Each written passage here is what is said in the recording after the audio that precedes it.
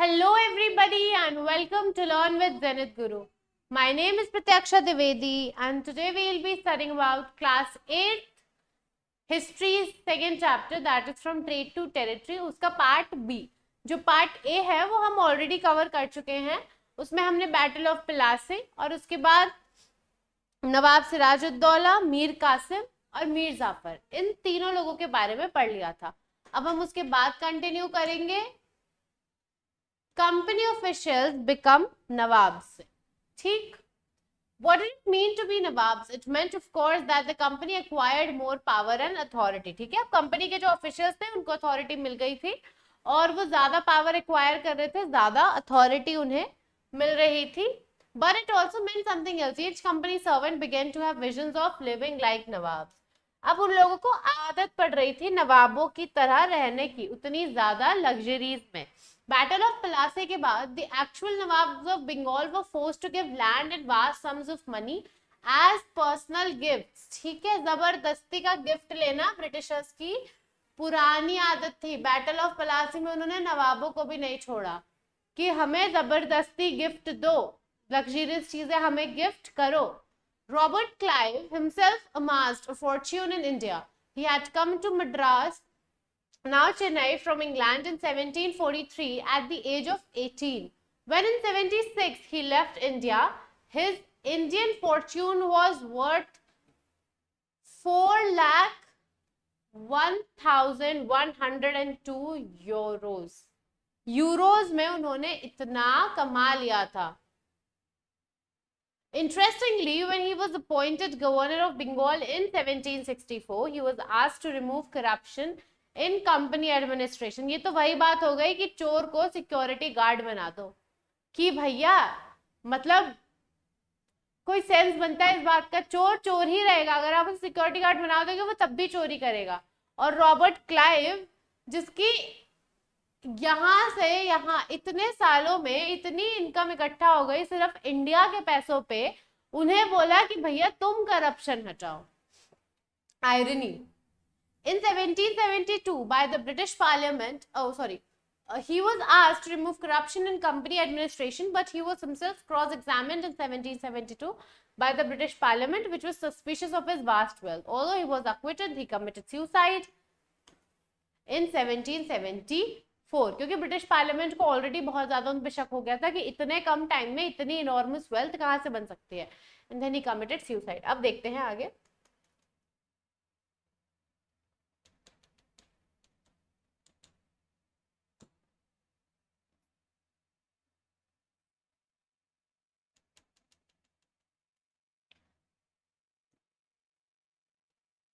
Just second. हाँ, तो हमने देखा कि रॉबर्ट क्लाइव ने कैसे कमिट कर ली सुसाइड. उसके बाद सारे कंपनी ऑफिशियल्स नहीं सक्सीड कर पाए थे क्लाइव जैसे पैसे जमाने में, पैसे कमाने में. ठीक है, बहुत सारे लोगों की जल्दी डेथ हो गई इंडिया में डिजीज की वजह से या वॉर की वजह से. ठीक है, many of them came from humble backgrounds and their uppermost desire was to earn enough in India, return to Britain and lead a comfortable life. Those who managed to return with wealth led flashy lives and flaunted their riches. ठीक है, उन लोगों का main मकसद यही था कि भाई हम अच्छे पैसे कमा के इंडिया से वापस ब्रिटेन जाएं और अपना अच्छा जो एक लाइफस्टाइल है वो मेंटेन करें. ठीक, उसके बाद देखते हैं जो लोग बहुत ज्यादा रिच, मतलब बहुत ज्यादा पैसों के साथ वापस गए और फिर उन्होंने अपनी प्रॉपर एक लग्जरियस लाइफ एंजॉय करी, they were called nabobs. नवाब नहीं, nabobs. And anglicized version of the Indian word nawab, क्योंकि obviously Britishers have always had problems in pronouncing what was Indian. ठीक है, अब उन्होंने बहुत सी जगहों के नाम चेंज करे हैं, ये सब मैंने पार्ट 1 में बताया है, आप देख सकते हैं. इसके पार्ट 1 की वीडियो बैटल ऑफ प्लासी वाली देख सकते हैं. नहीं, प्लीज देखिएगा क्योंकि उसके बिना आपको ये आगे का चैप्टर नहीं समझ आएगा. उसके बाद और वो लोग सोसाइटी में बहुत ज्यादा अच्छे, उस पे अपने ब्रिटिश सोसाइटी में बहुत ज्यादा अच्छे एक पेडिस्टल पे थे. अब देखते हैं बैटल ऑफ बक्सर का क्या सीन था. कंपनी का रूल कैसे कैसे एक्सपैंड होने लगा. बैटल ऑफ पलासी हुई, उन्होंने अपना आए थे इकोनॉमिक उसके लिए, बट धीरे धीरे पॉलिटिकली भी वो इंडिया में घुसने लगे इंडियन किंगडम में। After the battle of Buxar 1964 the company appointed residents in Indian states. They were political or commercial agents and their job was to serve and further the interest of the company. ठीक, अब देखिए, through the residence the company officials began interfering in the internal affairs of the Indian states. अब धीरे धीरे residents जो Britishers appoint कर रहे थे उसके साथ साथ उन्होंने क्या कर दिया था, अपनी टांग अड़ानी चालू कर दी थी इंडिया के इंटरनल अफेयर्स में। वो धीरे धीरे इकोनॉमिकल से पॉलिटिकल, अब धीरे धीरे एक्सपेंशन अपना जो था वो चालू कर रहे थे। अकॉर्डिंग टू टर्म्स, हाँ, सब्सिडरी अलायंस एक बहुत ही इंपॉर्टेंट टर्म है, हम भी पढ़ते हैं। They try to decide who was to be successor to the throne and who was to be appointed in administrative post. Sometimes the company forced the states into a subsidiary alliance, जबरदस्ती। और क्या था alliance का term, Indian rulers were not allowed to have their independent armed forces. मतलब जो armed force Indian rulers, अब जैसे कोई नवाब है या कोई मान लीजिए मराठास है, तो उनकी अपनी इंडिपेंडेंट आर्म्ड फोर्स नहीं हो सकती है। जो आर्म्ड फोर्सेस रहेगी वो सिर्फ ब्रिटिशर्स की रहेगी। ये उन्होंने जबरदस्ती एक इम्पोज कर दिया। They were to be protected by the company, company उन्हें प्रोटेक्शन देती but had to pay for the subsidiary forces. पर अगर जो उन्हें कंपनी जबरदस्ती की एक प्रोटेक्शन दे रही थी उसके लिए उन्हें पे भी करना पड़ता, वो पैसे भी लेती ब्रिटेन से, एकदम बुद्धि लगा ली थी अपनी। That the company was supposed to maintain for the purpose of this protection. ठीक है, if the Indian rulers failed to make the payment, then part of their territory was taken away as penalty. अब अगर Indian rulers उन Britishers से दी गई जबरदस्ती की security को मतलब जो पैसा था उस सिक्योरिटी का नहीं दे पाते थे, तो ब्रिटिशर्स क्या करते थे, उनका पूरा जो टेरिटरी थी वही ले लेते थे, उनके पार्ट, टेरिटरी का पार्ट। अब देख सकते हैं यहाँ पे, Richard Wellesley was the governor general और Nawab of Awadh was forced to give over half of his territory to the company in 1801 as he failed to pay the subsidiary forces. Hyderabad was also forced to cede territories on similar grounds. ठीक, अब देखते हैं आगे। Tipu Sultan the tiger of Mysore. अभी 1857 की जब हम लड़ाई पढ़ेंगे उसमें टीपू सुल्तान का नाम पढ़ेंगे। The company resorted the direct military confrontations when it saw a threat to its political or economic interests. This may be illustrated with the case of the southern Indian states. Southern Indian states जो थे ना वो starting से बहुत ज्यादा strong रहे थे India में, उन्हीं में से अब एक रूलर थे वहां पे टीपू सुल्तान। ठीक है, Mysore had grown in strength under the leadership of powerful rulers like Hyder Ali, ruled from 1761 to 1782, and his famous son Tipu Sultan ruled from 1782 to 1799. Mysore controlled the profitable trade of the Malabar coast where the company purchased pepper and cardamom. ठीक है, मैसूर ही control करता था Malabar coast का trade, जहां से company spices खरीदती थी, specially paper and cardamom, क्योंकि इनिशियली तो ये कपड़ा और मसाले यही खरीदने आए थे। इन 1785 टीपू सुल्तान ने क्या किया, एक्सपोर्ट को रोक दिया। किसका, चंदन का, सैंडलवुड, काली मिर्च, पेपर और कार्डमम, इलायची का, through the ports of his kingdom and disallowed local merchants from trading with the company. और उन्होंने लोकल मर्चेंट्स जो ट्रेड करते थे, जो ग्रो करते थे, बेचते थे, उन्हें अलाउ नहीं किया कि तुम कंपनी के साथ ट्रेड नहीं करोगे। ठीक, he also established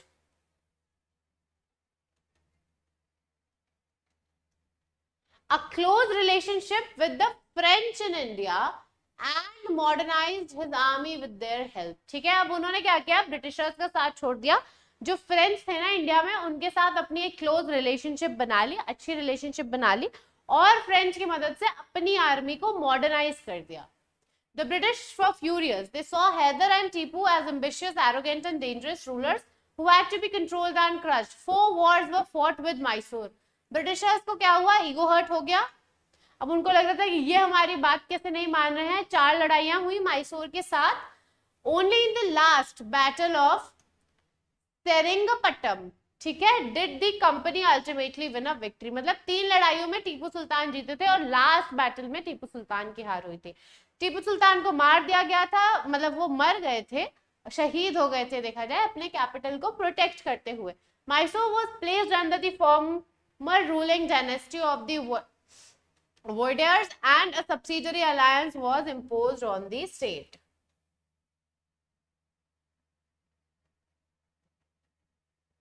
अब देखते हैं मराठास के साथ, इसको हम एंग्लो मराठा वॉर भी कहते हैं।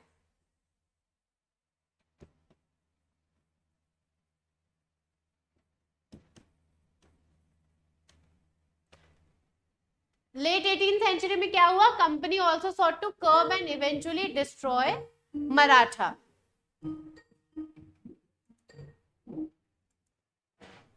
ठीक है, तो एंग्लो मराठा वॉर में क्या हुआ था कि लेट 18th सेंचुरी में the company also sought to curb and eventually destroy Maratha power, क्योंकि वो एग्जिस्ट कर रही थी, जैसे उन्होंने साउथ में मैसूर की डायनेस्टी जो टीपू सुल्तान थे उनकी पावर को खत्म किया, वैसे वो मराठास को भी खत्म करना चाहते थे। और उसके बाद with their defeat in the third battle of Panipat in 1761 the Marathas dream of ruling from Delhi was shattered, क्योंकि मराठास हार गए थे पानीपत की तीसरी लड़ाई में 1961 में। They were divided into many states under different chiefs, जिन्हें सरदार कहते थे, belonging to dynasties such as Scindia, Holkar, Gaekwad and Bhosle. These chiefs were held together in a confederacy, ठीक है, डिवाइड करके कॉन्फेडरेसी में ला दिया गया था। अलायंस होता है कॉन्फेडरेसी का मतलब। Under a Peshwa principal minister, ठीक है, पेशवा बाजीराव सुना है ना आपने, वैसे ही, who became its effective military and administrative head based in Pune. Mahatji Scindia and Nana Fadnis were two famous Maratha soldiers and statesmen of the late 18th century. The Marathas were subdued in a series of wars. The first war that ended in 1782 with the Treaty of Salabai. Treaty of Salbai को आप याद रखेंगे, ठीक है। There was no clear victor. The second Anglo-Maratha War was fought on different fronts, resulting in the British gaining Odisha and territories of north of Yamuna River, including Agra and Delhi. तो आगरा और दिल्ली कब मिला Britishers को, second Anglo Maratha war में, ठीक।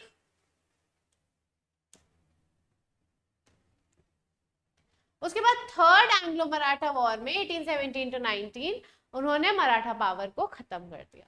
The Peshwa was removed and sent away to Bithur near Kanpur with a pension. The company now had complete control over the territories south of the Vindhya Satpura range पढ़ा होगा आपने geography में, विंध्या के south में जितना भी था सब। अब देखते हैं कंपनी कैसे क्लेम करी थी पैरामाउंटेसी।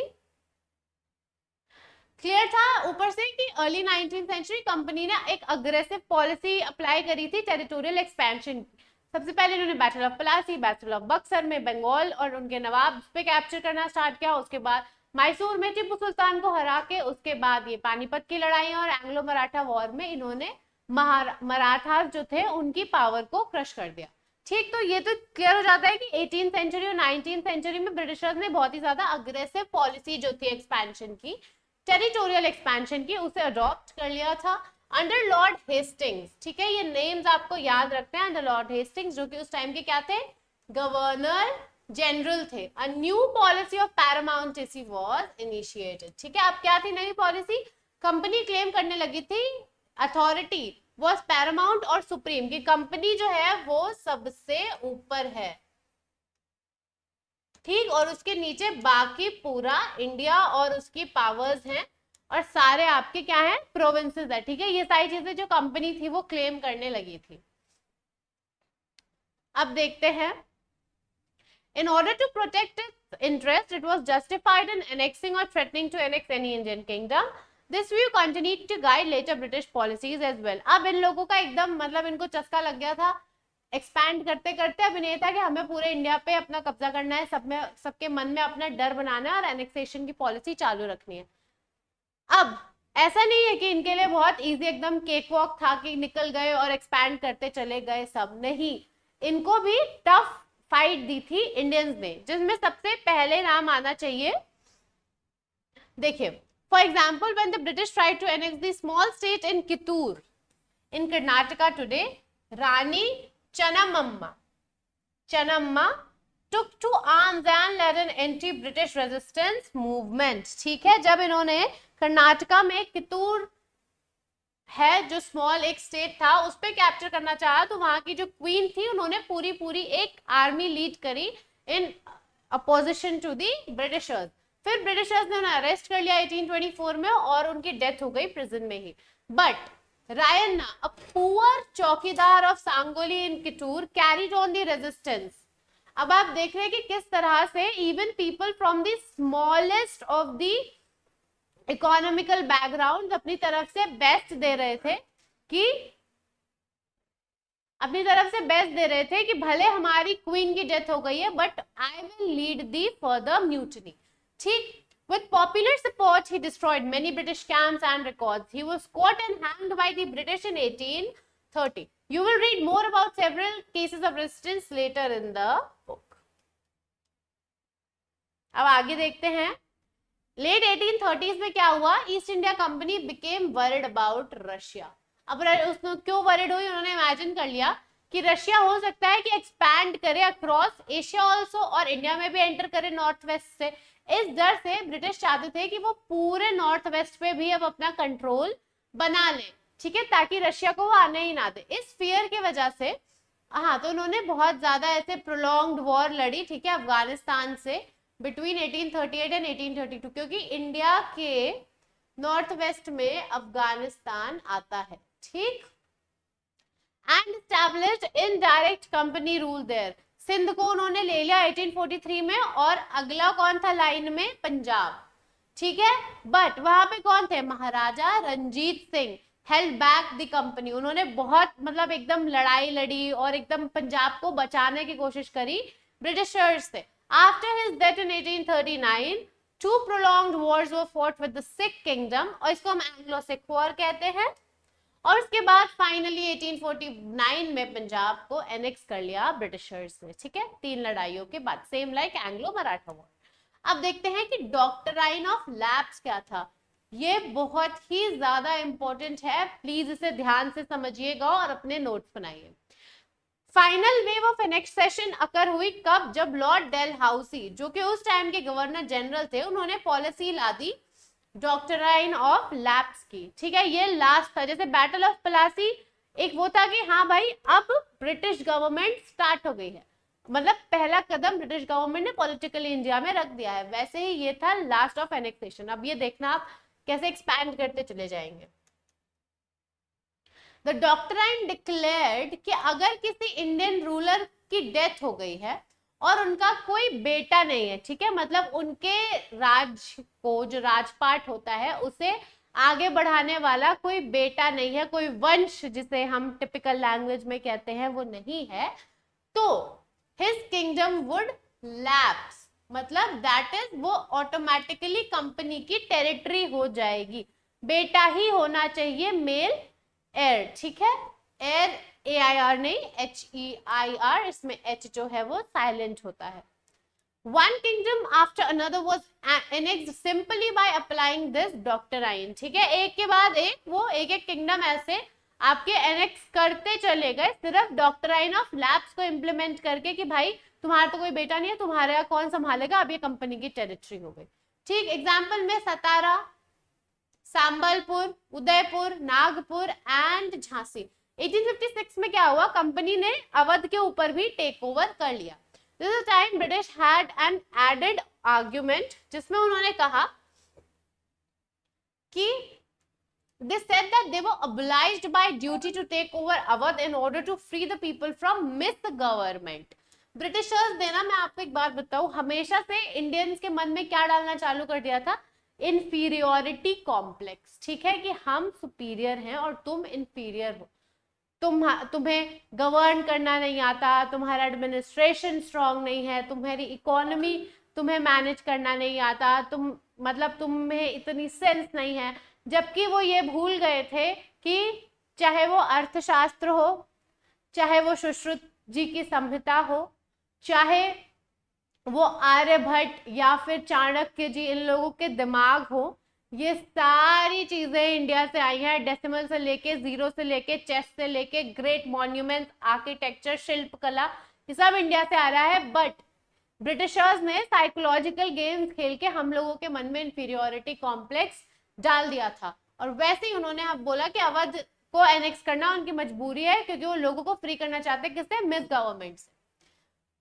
अब देखिए, enraged by humiliating way in which the Nawab was deposed, the people of Awadh joined the great revolt that broke out in 1857. इसको हम क्या कहते हैं, फर्स्ट वॉर ऑफ इंडिपेंडेंस।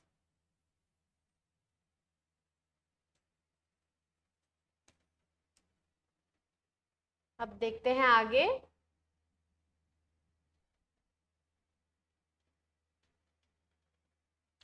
ये देखिए, ये आपको 1797 का दे रखा है, areas not under British rule, areas under British rule. कितने कम कम एरियाज अभी ब्रिटिश रूल में थे, ठीक है। अब देखो आप 1840 में किस तरह से इन्होंने एक्सपैंड किया अपना, और उसके बाद 1857 में मेजॉरिटी ऑफ इंडिया जो येलो से है ना, वो इन्होंने कवर कर लिया। अब देखते हैं न्यू एडमिनिस्ट्रेशन कैसे इन्होंने सेटअप किया। Warren Hastings from 17th governor general Warren Hastings ने 1773 से 1785 तक बहुत सारे इंपॉर्टेंट रोल प्ले किए थे एक्सपेंशन में, ठीक है। By his time, the company had acquired power not only in Bengal but also in Bombay and Madras. British territories were broadly divided into administrative units, जिसे वो presidencies कहते थे, ठीक। उन्होंने डिवीजन अपना कर दिया था according to presidencies. There were 3 presidencies, कौन कौन सी, बंगाल, मद्रास एंड बॉम्बे, इनकी 3 मेजर प्रेसिडेंसीज थी। Each was ruled by a governor. The supreme leader of the administration was Governor General. Warren Hastings, the first Governor General, introduced several administrative reforms, notably in the sphere of justice. तो ये आपको पता होना चाहिए कि पहले governor general कौन थे। पहले गवर्नर जनरल थे वॉरेन हेस्टिंग्स। अब देखते हैं,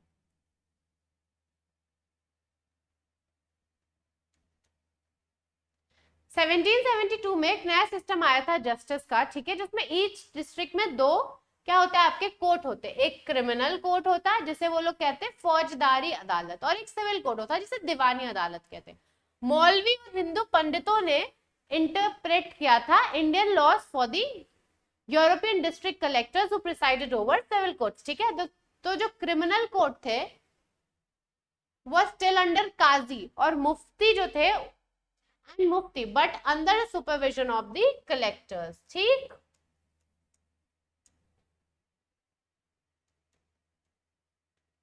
अब देखते हैं मेजर प्रॉब्लम क्या थी, कि जो ब्राह्मण पंडित थे gave different interpretations of local laws based on different schools of धर्मशास्त्र, ठीक है।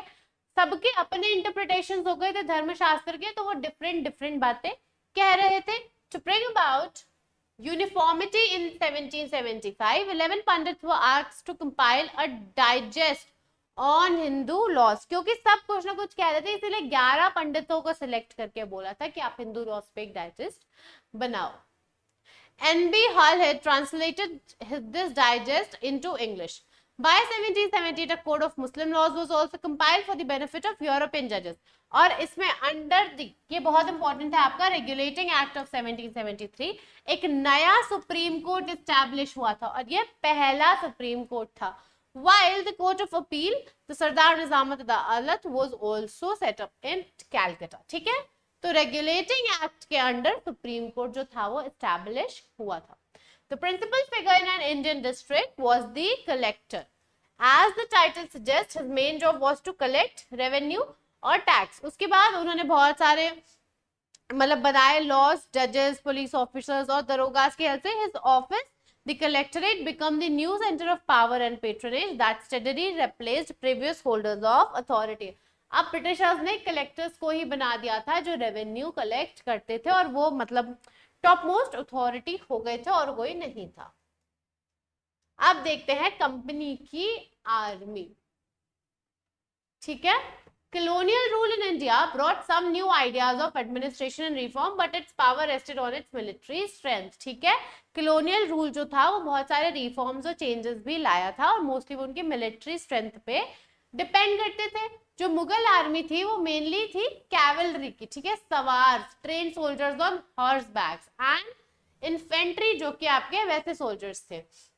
और उनके पास मैक्सिमम क्या था, आर्चरी थी, वही तीरंदाजी जिसमें तीर कमान चलाते हैं, and they use the sword, और तलवार यूज करते थे। जो कैवलरी थी वो डोमिनेट करती थी आर्मी को, और Mughal state did not feel the need to have a large professionally trained infantry. वो मुगल स्टेट को ये नहीं लगा था कि हमें मतलब एक बड़ी सेना, इन्फेंट्री, प्रॉपर इन्फेंट्री और ट्रेन्ड इन्फेंट्री की जरूरत है।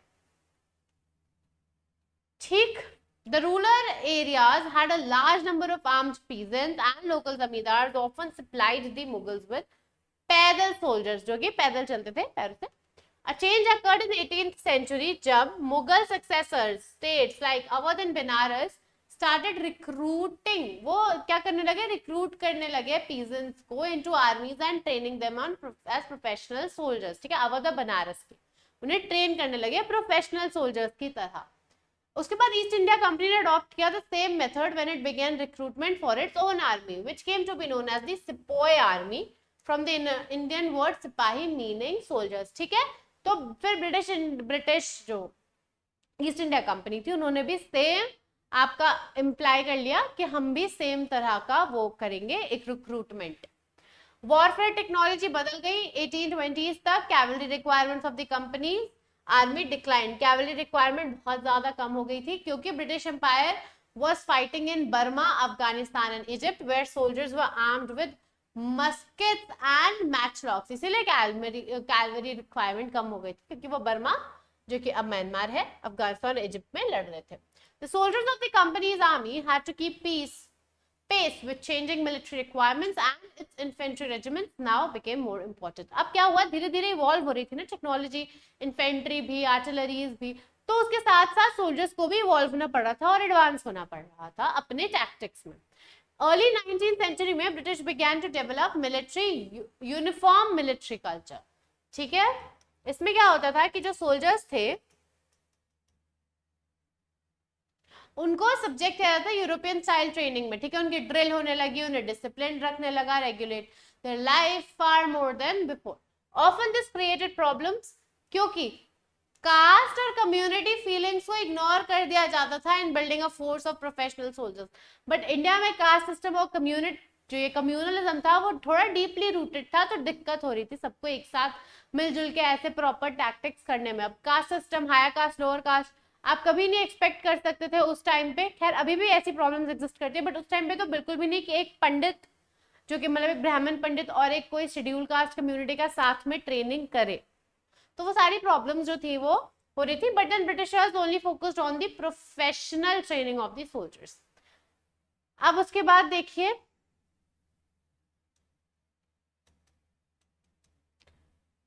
उसके बाद आगे 1857 का रिवोल्ट हुआ, जो कि हम एक अगले चैप्टर में पढ़ेंगे। ठीक, उसके बाद उसी में हम झांसी की रानी, मंगल पांडे, इन सारे लोगों के बारे में पढ़ेंगे, इन्होंने क्या क्या रिवोल्ट्स किए, बेगम हजरत महल, सभी लोग जिन्होंने अपने अपने लेवल पे बहुत बेस्ट तरीके से ब्रिटिशर्स के अगेंस्ट लड़ा। कंक्लूजन में क्या आता है, ईस्ट इंडिया कंपनी ने ट्रांसफॉर्म कर लिया था एक ट्रेडिंग कंपनी से एक टेरिटोरियल कॉलोनियल पावर। इसीलिए चैप्टर का नाम क्या था, from trade to territory. Trading company से टेरिटरी पे पहुंच चुके थे ब्रिटिशर्स। अराइवल हुआ था न्यू स्टीम टेक्नोलॉजी का, ठीक, अर्ली 19th सेंचुरी में। उसके बाद 1857 में कंपनी ने एक्साइज किया था direct rule over 63% of the territory and 78% of the population of the Indian सब कॉन्टिनेंट। ठीक, तो ऐसे ऐसे जो आपका कंपनी रूल था वो एक्सपैंड हो गया था। तो इसी के साथ हमारा ये चैप्टर खत्म होता है। अगर आपने इसका पहला पार्ट नहीं देखा है then do watch it. I hope आपको ये वीडियो पसंद आई होगी। Thank you for watching.